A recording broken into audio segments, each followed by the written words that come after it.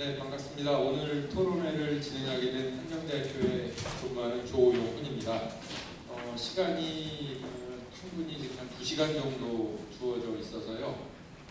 2시간 동안 어떤 얘기로 진행이 될지 사실 좀 걱정이 되기도 합니다. 워낙에 이제 신기술, 그다음에 이제 새로운 어떤 것들이 도입이 되는 거여서 한옥에 대한 그 것들의 파격적인 어떤 그런 시도들이 이루어지고 있는 부분인데, 이제 자칫 너무 학구적인 얘기로 흐르면 토론회가 재미없어질 것 같기도 하고요. 우선 일단 오늘 토론회 참가해 주신, 아까 발표하신 분들은 다 소개가 된 것 같고요. 토론회 참가해 주신 선생님들 소개부터 먼저 좀 드리겠습니다. 먼저 김종남 문화재기술자님 참석해 주셨습니다.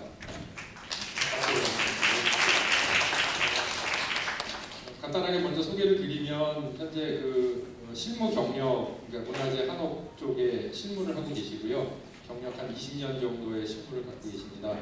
저서로서는 한옥 짓는 법이라는 책자를 쓰신 적이 있고요. 숭례문 보수 및 보건공사에 참여한 실적이 있으십니다. 두 번째로 정현상 교수님 참석해 주셨습니다. 네, 현재 안동대학교에 근무하고 계시고, 박사학위 논문은 조선시대 목조 건축의 맞춤과 이윤 방법에 관한 연구라는 논문으로 학위를 받으셨습니다. 거의 정통 저희 고건축의 전문가라고 생각을 하고 있고요. 오늘 좋은 말씀 해주실 거를 기대하고 있습니다. 다음은 황두진 대표 참석해 주셨습니다. 네, 저희 황두진 대표께서는 미국 건축사 자격증 2개를 다 갖고 계시고요. 석사까지 한국에서 하셨죠? 네, 한국에서 석사까지 하시고 미국에 가서 다시 또 공부를 하셔서 1993년에 미국 예일 대학을 졸업을 하시고 2000년부터 한국인 건축사 사무소를 운영하시면서, 아마 건축계에 계시는 분들은 굉장히 잘 아실 텐데요. 저희 조정구 소장님 하시기 전에 한옥에 대해서 제일 먼저 저희 한국에서는 굉장히 이슈를 많이 제기하셨고, 지금도 아마 한옥에 대한 애정과 그다음에 여러 가지 실험들을 많이 하고 계신 걸로 알고 있습니다. 그래서 아마 특별히 실제 작품을 하시는 분이기 때문에 오늘 있었던 얘기들에 대해서 굉장히 좋은 말씀을 많이 해주실 걸로 기대하고 있습니다. 다음으로는 김정희 과장님. 예, 국토교통부에서 김용수 사무관님 나오셨습니다. 네, 지금 건축문화경관과에 근무하고 계시고요. 실제로 지금 한옥에 대한 지원과 법 제도적인 측면에서 어떻게 이거를 조금 더 우리 현실에 맞게 조정해 나갈 것인지에 대해서 여러 가지 고민을 많이 하고 계실 거로 생각을 하고 있습니다. 좋은 말씀 기대하고 있습니다. 자, 그러면 먼저 이제 발표는 다 들으셨기 때문에 그냥 순서를 이쪽에 토론자 양옆에 있는 순서대로 먼저 한 말씀씩 조금 듣고, 그리고 토론을 진행하도록 그렇게 하겠습니다. 먼저 우리 한옥 실무 경험이 많으신 김종남 문화재기술자님으로부터 먼저 오늘 말씀을 듣고 전체적인 얘기를 좀 해주시고, 혹시 특별히 지정을 해서, 발표자를 지정을 해서 여쭤보고 싶으신 거 있으면 얘기를 해주시면 제가 정리해서 발표자께 답변을 부탁드리도록 하겠습니다.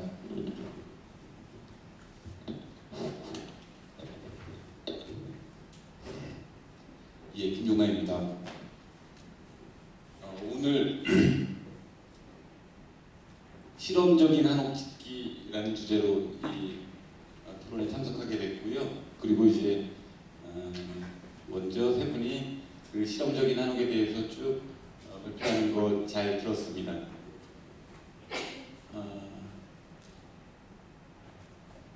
사실 제가 이제 요새 쭉 관심 있었던 주제가 한옥이 이제 쭉 우리는 이제 한옥을 어떤 형태로나 모양으로나 이런 걸로 규정을 하는데, 사실은 한옥이 쭉 지나온 과정을 봐도 계속 변해왔거든요.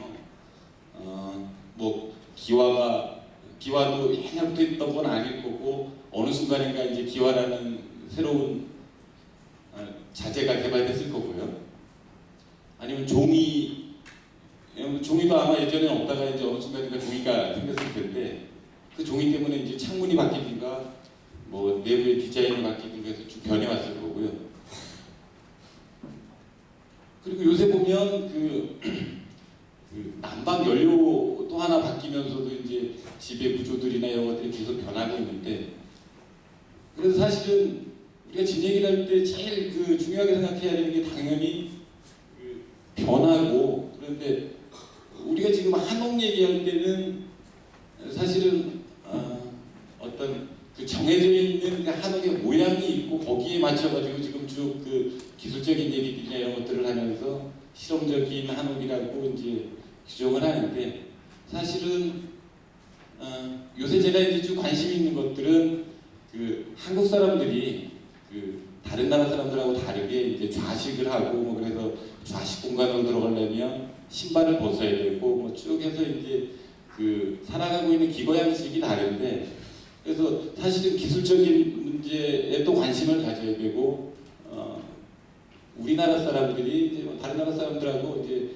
어떤 삶의 모양들이 좀 다른 거에 대해서 좀 관심을 가져야 되는 것 같고요. 그래서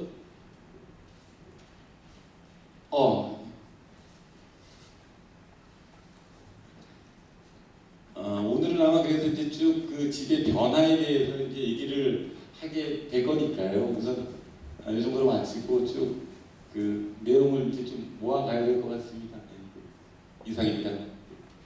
특별히 뭐 어느 그 발표자를 지정해서 여쭤보고 싶지만 뭐 아직 조금 후에. 예, 아직. 예, 그럼 이어서 그 우리 아주 고건축 전통 건축에 대한 그 정통적인 지식을 갖고 계시는 분입니다. 우리 정현상 교수님께서 아마 조금 어떻게 보면은 새로운 이런 파격적인 실험에 대해서 사실은 전통 건축이나 고건축을 하시는 분 입장에서 보면 조금 거부감이 있을 수도 있는데요.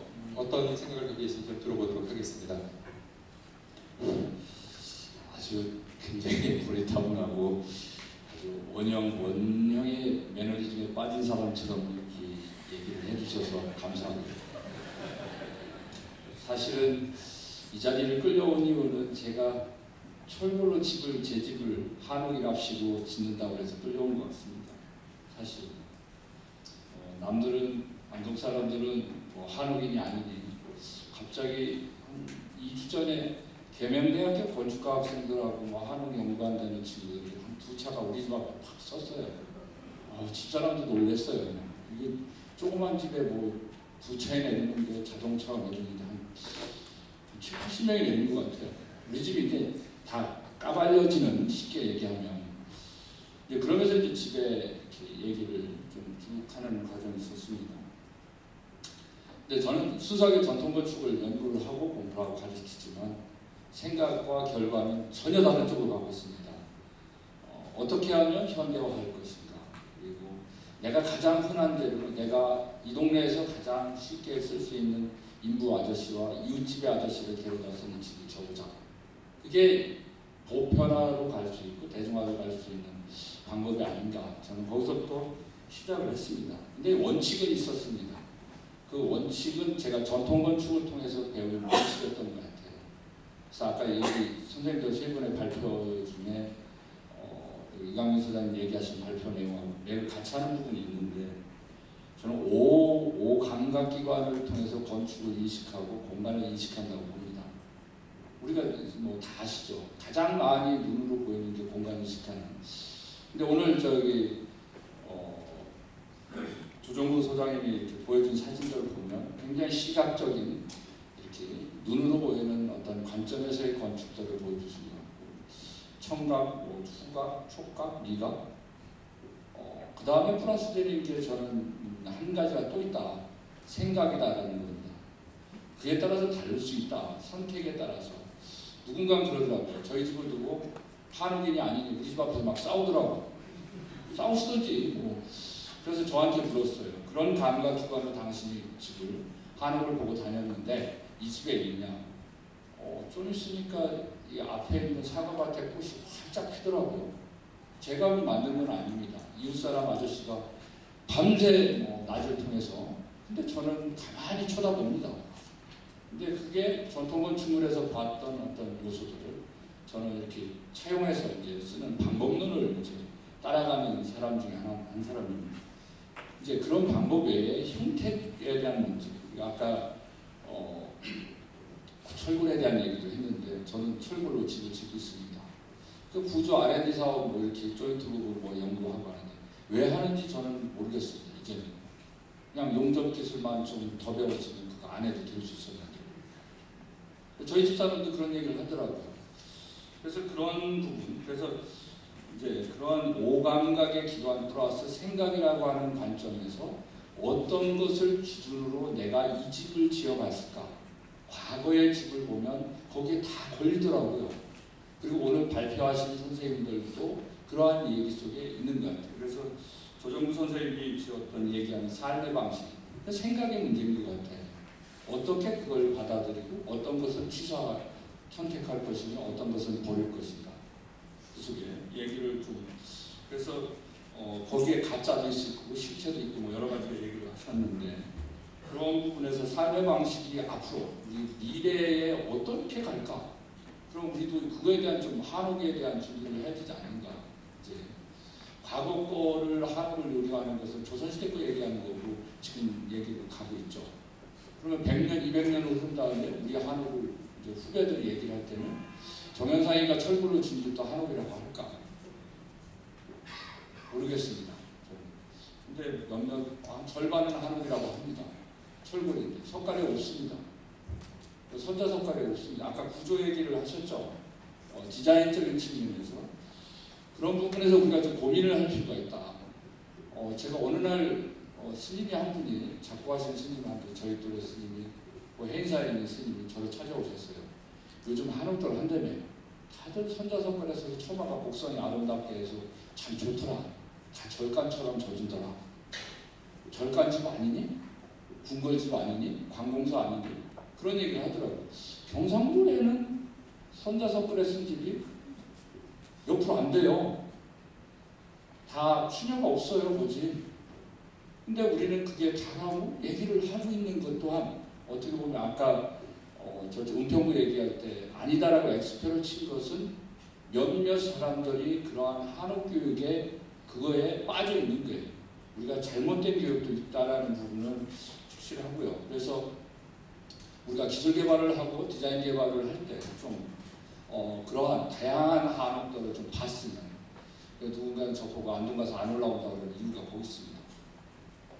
이쪽에 있었을 때 못 봤던 집을 너무 많이 보고 다니는 그래서 그런 부분들. 그래서 조정구 선생님한테는 저는 삶의 가치가 앞으로 어떻게 변할까 방식이 그에 따라서 집의 모습은 어떻게 변할까. 정현사이가 한옥이라고 쳤는데 집에다 벽난로 사놨고 우리 집에서 제일 비싼 게 벽난로입니다. 근데 다 좋아합니다. 맞는다 맞다. 그거에 대한 좀 언급을 듣고 싶고요. 그리고 양희식 선생님한테는 철골이 이제 저는 철골 HB로 했습니다. 그냥 철근제기를 이렇게 잘라서 파는 HB 있죠. 쉬운 거. 그냥 기성품 HB. 근데 HB로 하다 보면 한옥이 갖고 있는 기본적인 어떤 형태가 있어요. 대들보? 이거 없앴어요. 저희 집은. 누군가 그러더라고요. 왜 대들보가 없냐고. 저형 고구려 고공격화의 시옷자형, 임자형 대공을 보고 땄습니다. 우리 집 대들보 없는 집입니다. 근데 이제 문제는 지붕의 형태를 만들다 보니까 이 철골로 곡을 잡는데 참 어려운 점들이 있다. 그래서 양희식 선생님한테는 좀 이제 구조적이고 이런 이미지화된 거 말고 진짜 이걸 형체화 만들어갔을 때 그 뼈대가 프레임을 잡아줄 때 만들어 나올 때 어려운 점들이 뭐가 있었는지 계획을 하는 그리고 앞으로 어떤 점을 해야 될지 저는 그 차원에서 저희 지붕에 들어가는 흙은 없습니다. 그냥 누군가 그러다가 저희 집사람이 이 집 H빔에다가 샌드위치 판대로 얹었으니까 올 1월달에 무너진 집 있죠. 안타까운 일로 우리 집도 무너질 거래요. 집사람이 거기에 또 기와까지 올렸으니 근데 샌드위치 판대로 올리고 했는데 더 단열이 잘 됐고요. 비도 안 새요. 더 비가 새려면 한참 있어야 된답니다. 모르겠습니다. 언제까지 샌드위치 판대를 버틸지. 그래서 앞으로 철골이라고 철이 가야 될 때 더 우리가 좀 이렇게 기술 개발이 필요한 부분에 대한 부분이 있다라는 좀 얘기를 듣고 싶고요. 이강민 소장님한테는 이제 좀 아까 어려운 부분이다, 거칠다라고 한 부분이 디자인 기술이지 않습니까? 우리가 좀 생략해야 될 필요는 뭐가 있는가? 지금 우리가 생각하고 있는 한옥이라고 하고 일반적으로 생각하고 있는 이 센터에서 정의하고 있는 한옥 기술의 디자인 측면에서 생략하고 갈 수 있는 부분은 뭐가 있을까? 좀 그거는 좀 과감해도 좋을 것 같습니다. 이렇게 뭐랄까 이렇게 보수적으로 답 안 하시고 뭐 석가래 없애도 됩니다. 뭐 등등 그런 적극적인 앞으로의 우리가 가야 될 바이기 때문에 그런 부분 좀 얘기를 해주시면 될 것 같습니다. 이상입니다. 네, 저 각 발표자들에게 몇 가지 질문들이 있었는데요. 우리 홍준진 대표님 얘기까지 듣고선 조금 답변을 좀 구하고 조금 더 또 다른 질문이 있으면 넘어가도록 하겠습니다. 네, 우리 황준진 말씀하시겠습니다.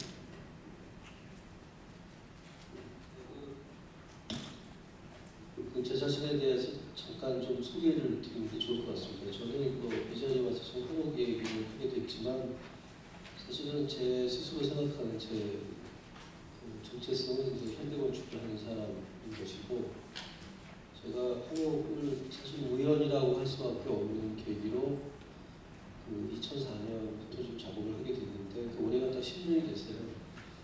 그래서 그 10년 기간 동안 도중에 한두 번으로 끝날 줄 알았던 일들이 계속 되면서 제가 거기서 책도 쓰게 되고 그래서 사실은 이제 지금 좀 뗄래야 뗄 수 없는 인연이 있는 그런 일이 됐습니다.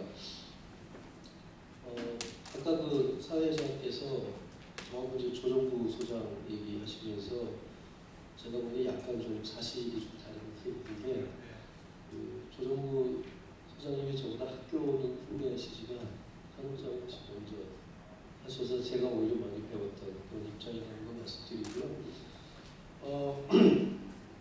저는 이제 제가 이 문제를 바라보고 있는 한 3가지 정도 시선을 말씀을 드리고 각 선생님에 대한 질문을 드리고 싶은데요. 지금 우리 시대의 한옥과 더불어서 해야 되는 그리고 우리가 할 수 있는 여러 가지 일들이 있다고 생각하고 그런 점에서 우리는 상당히 복받은 세대가 아닌가라고 생각해요. 그만큼 우리 앞에 다양한 과제가 있고 이런 것을 이렇게 시도해 볼 수 있고 논의해 볼 수 있는 상황이 된 것 자체가 몇십 년 전에 비하면 상상할 수 없을 정도로 좋은 상황이 된 것인데 스펙트럼이 이제 넓다는 걸 좀 인정해야 될 것 같습니다. 한쪽 극단에는 뭐가 있는 것 같으냐면은 전통적으로 정말 순수하게 전통적으로 한옥을 짓는 데 필요한 다양하고 방대한 기술적 체계가 있는데 그것들이 당장의 필요가 옛날에 비해서 많이 줄어서 혹은 그 기술이 사라지거나 완전히 잊혀지는 경우들이 있죠. 그런데 적어도 그 기술들에 대한 굉장히 자세하고 정확한 기록을 남김으로써 후대 어떤 시점에 그 기술이 다시 필요해졌을 때 그냥 그걸 다시 재현해서 쓸 수 있을 정도의 연구를 하는 것이 아마 한쪽 극단에 있는 일이라면 또 다른 극단에 있는 것은 오늘 주제가 그런 것 같습니다만은 소위 한옥 다양성이라는 것을 확보하는 것이 아닌가 싶습니다. 우리가 적어도 논의상으로는 저도 그렇고 여기 계신 모든 선생님들 혹은 다른 경우에 이렇게 많은 분들하고 얘기를 해보면 한옥이 변해야 되고 진화해야 되고 다양해져야 된다는 것은 모두 동의를 하세요. 그래서 그게 왜 필요하다는 거 얘기하는 것은 더 이상 의미가 없는 것 같습니다만 문제는 그 다양성의 결과로 만들어지는 것들에 대해서는 우리가 상당히 참을성이 없는 것 같아요. 제 주장은 뭐냐면 굉장히 격렬한 것들이 나와야 된다는 생각이 듭니다. 제가 사실 오늘 이 모임이 솔직히 말씀드리면 약간 실망스러운데 왜냐하면 처음에 이 공지문을 봤을 때 제가 지금까지 그래도 꽤 여러 차례 한옥 관련 세미나 같은 데 다녀보고 그랬지만 가장 마음이 설레고 기쁜 마음으로 사실 여기 와서 오늘 여기 오면 정말 변종, 잡종, 돌연변이, 괴물 이런 거 다 보는 거야 라고 찾아왔어요. 그런데 제가 또 오늘 마침 발표하신 분들의 작업을 제가 또 어느 정도 알고 있는 사람이었기 때문일 수도 있지만 사실 그분들 거 이외에 다른 제가 모르고 있었던 것들을 이 자리에 오면 많이 볼 수 있지 않을까라고 생각했는데 그래서 그런 것들이 보여지면 견뎌야지 하면서 생각을 하고 온 거예요. 그만큼 이제 마음의 각오를 하고 왔으나 사실 그 정도의 충격을 좀 못 받고 있어서 그 점 아쉽습니다. 제가 이런 말씀을 드리는 이유는 어차피 궁극적으로 어떤 것이 주된 흐름으로 살아남을 것이냐라고 하는 건 어떻게 보면 건축가들이나 이 우리 분야 전문가들이 판단할 수 있는 문제도 아니고 우리의 역할은 어떤 가능성이 있느냐를 다양하게 보여주고 궁극적으로는 그것은 결국은 대중이 시장이라는 구조를 통해서 선택을 하게 될 거예요. 근데 지금은 문제가 시장이 판단을 하려고 해도 충분한 다양성을 갖고 있는 모집단 자체가 존재하지 않기 때문에 그만큼 판단의 폭이 줄어들어 있는 것이고 그래서 그거를 좀 더 확대하는 그런 계기들이 앞으로 좀 더 많아져야 되겠다. 오늘 뭐 이 모임에 대해서는 좀 100% 동의하고 오히려 좀 더 이런 모임이 정기적으로 더 많은 사례들을 좀 적극적으로 발굴하면서 유지가 되었으면 좋겠다는 거고요. 또 한 가지는 저는 사실 지금도 이런 한옥에 대해서 지금 이렇게 논의하고 대한민국 정부가 어떤 법이라든지 아니면 국가의 어떤 그 기관들을 통해서 후원하고 하는 것이 지극히 그냥 한반도에서 일어나는 독특하고 고립된 문화 현상인지 아니면 이게 세계 건축의 흐름에서 상당히 의미가 있는 어떤 보편적 가치를 갖고 있는 흐름인지 참 솔직히 잘 모르겠어요. 넓게 얘기하면 아까 뭐 이강민 센터장님 발표하신 점에 일본하고 중국의 사례가 있지만 그냥 겨우 아시아적 사례인가 현상인가 만약 그렇다면 유독 아시아에서 이러는 이유는 뭔가 그래서 조금 더 이제는 그 논의의 관점을 조금 그런 세계 건축의 흐름상에서 우리가 하고 있는 일이 무엇일까라는 관점을 갖고 봤을 때 우리가 또 얻어낼 수 있는 게 있다고 생각해요. 예를 하나 들자면 예를 들어서 이런 전통 건축이 충분히 진화를 해서 현대에 들어와서도 여전히 어마어마한 시장적 경쟁력을 갖고 별다른 미학적 문화적 저항감 없이 일반 대중에게 널리 받아들여지고 사랑을 받고 있는 대표적인 나라는 아무래도 미국일 것입니다. 미국식도 2x4 작들. 우리나라는 이제 펜션의 스타일로 이제 펜션을 대표하는 스타일로 좀 들어와 있는데, 그러니까 이제 그것은 언제 본격적으로 이루어졌냐면 우리하고 비하면 거의 적어도 한 100년 전쯤에 이미 그 단계가 다 완성이 된 거죠. 우리도 지금 그걸 하고 있는 것인데, 과연 이 흐름이 우리도 이제 그렇게 해서 시간이 지나면 미국처럼 이런 개량한옥, 신한옥, 창의한옥이 막 보편화돼서 적어도 주거시장의 상당 부분을 차지하는 쪽으로 가려고 지금 이걸 하고 있는 것인지 아니면 우리 늦은 것인지 이건 정말로 뭐 일부에서 얘기하는 시대착오적인 힘을 하는 건지 그런 논의들이 한편으로는 좀 병행이 돼야만 정확하게 우리가 어떤 일을 하고 있는지 알 수 있지 않을까라는 생각이 들고 굳이 구별하자면 보급형 어떤 보편적인 건축 유형으로서의 한옥을 진화시켜 나가는 것과 개별 건축가의 창의력이 발휘되는 하나의 그 독특한 작품으로서의 길을 가는 것은 굉장히 다른 길일 것 같아요. 아까 그 일본의 교마치아 보여주실 때 그런 생각, 교마치아 같은 경우는 사실 작품이라고 보기 힘들죠. 물론 어떤 훌륭한 건축가가 그걸 갖고서 이제 창의적인 그 시스템을 이용해서 할 수는 있지만 기본적으로 보급형 그 전통주택일 것인데 그런 식의 이제 논의적 관점이 필요하지 않나 하는 거 하고 세 번째는 제가 그 처음에 뭐 현대건축 하면서 한국 일을 했을 때 제 나름대로 막연히 이제 짐작을 해본 것이 있었는데 이게 대충 한 3단계 정도로 이루어질 거라고 생각했어요. 하나는 기존 한옥의 그 물리적 성능이나 이런 것들이 너무 좋지 않기 때문에 저희 현대건축 기준으로 봤을 때 소위 내적인 개선이 일어나는 부분에 노력이 있을 것이다. 그러니까 원형은 한옥을 유지하지만 어떤 뭐 재료가 발달된다든지 뭐 공법스럽게 들어온다든지 하지만 전통적인 분위기는 여전히 유지하려고 하는 그 시기가 있을 것이고 그 다음 시기는 아마도 한옥과 한옥적 가치가 슬슬 이제 분리되기 시작하는 그런 시기가 올 거라고 생각해요. 지금은 제가 보기에 1단계로 2단계 중간 정도 되는 것 같습니다.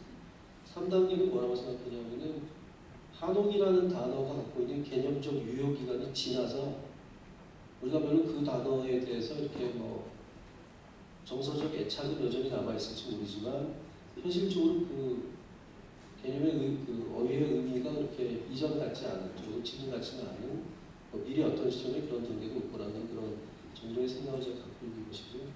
각각의 선생님들께 좀 질문드리고 싶은 것은 일단 그 조정원 선생님 같은 경우에는 그 본인이 그런 표현을 쓰셨지만 사실 어떻게 보면 이제 양옥과 한옥이 서로를 오브제 혹은 뭐 액세서리 정도로 바라보고 양옥을 크게 짓고 거기 옆에 한옥을 조그맣게 별채처럼 짓는다든가 혹은 한옥을 크게 짓고 양옥을 조그맣게 별채처럼 짓는 움직임이 사실 굉장히 오래됐죠. 그러니까 지금 저기 사간동에 있는 두가함 같은 지금 뭐 레스토랑을 쓰고 있습니다만 한옥이 굉장히 크고 웅장한데 그 앞에 있는 양관은 아주 조그만데 요새 이제 보편화되는 거는 양옥을 크게 짓고 한옥을 조그맣게 뭐 액세서리가 오지처럼 있는 그런 것일 텐데 그 조정호 선생님 작업에서는 그 두 개가 이제 융합이 되어가고 있는 과정을 보기 때문에 그게 저로서 상당히 흥미로웠고 제 질문은 뭐냐면 그것이 어느 정도까지가 건축가의 판단이고 어느 정도까지가 집주인의 판단인 것에 따라서 좀 양상이 많이 변할 것 같아요. 그러니까 현재 우리나라에서 한옥 시장은 대부분의 경우에 건축가가 판단해서 한옥으로 집시를 하는 건 아니에요. 집주인이 먼저 요구를 하는 것이지 대부분의 경우에. 근데 조정원 선생님이 오늘 보여준 작품에서 그런 것들이 좀 이렇게 상황이 조금씩 달라지는 경우가 있었던 것 같이 느껴져서 그 부분에 대한 그 상황의 구체적인 좀 설명을 듣고 싶고요. 양윤식 선생님이 발표하신 거는 저도 지난번에 다른 기회를 통해서 좀 이미 좀 접해봤던 내용인데 저한테는 그게 무슨 서양 건축사의 한 챕터를 좀 생각하게 하는 대목이었습니다. 그러니까 우리가 산업혁명기에 서구 건축의 흐름을 보면 기본적으로 돌로 집을 짓다가 부분적으로 철이 들어오죠. 그래서 뭐 돌을 연결하는 열견 철물을 쓰다가 아니면은 뭐 돌 구조의 효율을 좀 더 높이기 위해서 철은 겉으로 드러나지 않은 채 뒤에서 이렇게 돌을 잡아주는 역할을 쓰다가 그걸 통해서 굉장히 이전에는 알 수 없었던 새로운 비례의 아주 경량 가벼운 돌 석조 건물을 짓다가 그 이후에는 결국 어떻게 되냐면 돌은 사라지고 철이 남은 거거든요. 근데 그러한 역사적인 관점에서 봤을 때 본인이 하고 계시는 작업을 스스로 어떻게 바라보시는지 제가 질문하고 싶고요.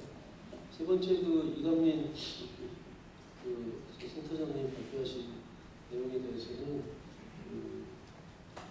아까 뭐 제가 그 제 생각의 틀을 말씀드릴 때 좀 언급했던 부분인데 미국이나 일본의 경우에 비했을 때 현재 지금 우리가 이 한옥에 대한 논의는 어떤 식으로 설명될 수 있을 것인가?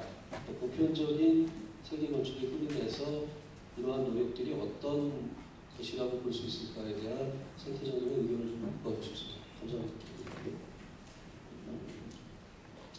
네, 구체적으로 발표자에게 질문한 내용들이 있고요.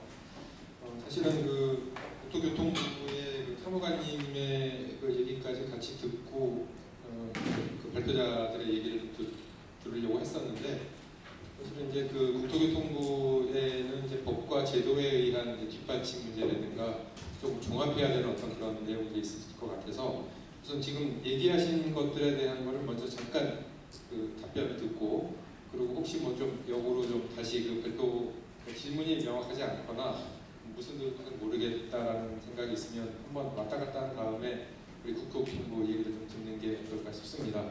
먼저 그 지금 뭐 순서대로 하죠. 뭐 조정구 선생님에 대한 질문이 한 2가지, 3가지 정도 있었던 것 같은데 잠깐 좀 얘기를 해주시고 그리고 그 양희식 선생님 듣도록 하겠습니다.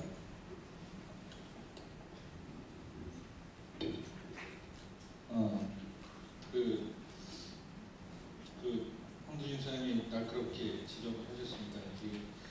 참을 수 없을 정도로 작업을 좀 진전시켰어야 되는데 참을 만한 작업을 그래서 그것이 사실 이 지금 상황이긴 하지만 포괄적으로 얘기하면 지금 우리나라에서 일어나는 어떤 집짓기의 양상은 아마 굉장히 다양하고 또 다이나믹할 거라고 믿고 있습니다. 그래서 사실 우리가 좀 더 그런 것들을 더 많이